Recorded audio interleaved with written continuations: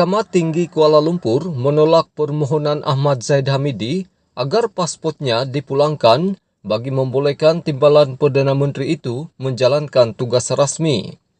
Bagaimanapun, Hakim Colin Lawrence Square membenarkan pemulangan pasport Menteri Luar Bandar dan Pembangunan itu buat sementara bagi membolehkan dia memohon pasport diplomatik. Pasport diplomatik diperlukan oleh pemimpin negara untuk melakukan perjalanan ke luar negara dan lawatan rasmi ke negara lain. Square merupakan hakim perbicaraan dalam kes rasuah Yayasan Akal Budi membabitkan ahli parlimen Bagan Datuk itu. Zahid sebelum ini menyerahkan pasportnya kepada mahkamah sebagai syarat untuk dibebaskan dengan ikat jamin. Sambil diperhatikan Zahid dari kandang tertuduh, Square berkata, perkara 8-1 Perlembagaan Persekutuan menyatakan bahawa semua individu adalah sama di sisi undang-undang. Hakim itu berkata dalam kes di Mahkamah Persekutuan pada 2009 melibatkan R. Sivarasa yang menentang Badan Peguam Malaysia memutuskan kesaksamaan di sisi undang-undang bermaksud tiada sesiapa yang memiliki keistimewaan dan mengatasi undang-undang. Square berkata undang-undang terpakai ke atas semua individu dan ini bermakna tidak ada perbezaan antara seseorang tertuduh dengan yang lain berkaitan dengan kes jenayah yang sedang berjalan. Walaupun mahkamah mengambil maklum bahawa sebagai timbalan Perdana Menteri, tertuduh mempunyai tugas rasmi untuk dilaksanakan, tetapi ini tidak boleh bercanggah dengan tugas mahkamah. Boleh ada pelepasan pasportnya untuk menunaikan tugas rasmi di luar negara apabila perlu. Tetapi ini tidak boleh bertentangan dengan tugas mahkamah untuk mendengar perbicaraan.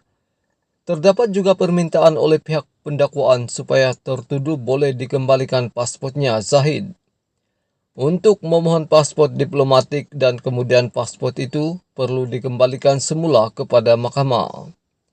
Permohonan untuk pelepasan kekal ditolak. Bagaimanapun permohonan dibenarkan untuk melepaskan pasport tersebut bagi membolehkan permohonan pasport diplomatik, kata Square. Berikutan keputusan hari ini, mahkamah akan memulangkan sementara pasport Zahid supaya dia boleh memohon pasport diplomatiknya untuk menghadiri acara di luar negara. Dan pasport bukan diplomatik itu kemudiannya akan dikembalikan ke mahkamah sementara tertuduh memiliki pasport diplomatik. Pendakwaan dikendalikan Timbalan Pendakwa Raya Abdul Malik Ayub, manakala pihak pembelaan dikendalikan Peguam Hisham Teh Potek. Pada 26 Januari lalu, Bernama melaporkan Presiden UMNO itu memfailkan permohonan supaya pasportnya dikembalikan secara kekal bagi membolehkan dia menjalankan tugas rasmi sebagai Timbalan Perdana Menteri. Pasport itu sebelum ini diserahkan kepada mahkamah sebagai sebahagian daripada syarat ikat jamin selepas dia didakwa atas 47 pertuduhan rasuah, pecah amanah jenayah CBT dan pengubahan wang haram, membabitkan jutaan ringgit dana Yayasan Akal Budi. Perbicaraan kini di peringkat pembelaan. Berikutan, mahkamah mengarahkan Ahmad Zahid membela diri. Menerusi afidavit menyokong permohonan itu, Zahid 70 berkata permohonan itu adalah bersifat bona fide atau berniat baik dan hanya bertujuan untuk memohon kebenaran bagi pelepasan pasport agar dia dapat menjalankan tugas rasmi dengan lancar. Zahid mendakwa dia mempunyai beberapa kekangan untuk menjalankan tugas seperti menteri lain kerana tidak mempunyai akses kepada pasport tersebut. Bagi melancarkan pergerakan dan urusan dalam menjalankan tugas rasmi, Ahmad Zahid berkata dia dikehendaki berada di dalam dan di luar negara yang memerlukan pasport berada dalam pegangannya sendiri.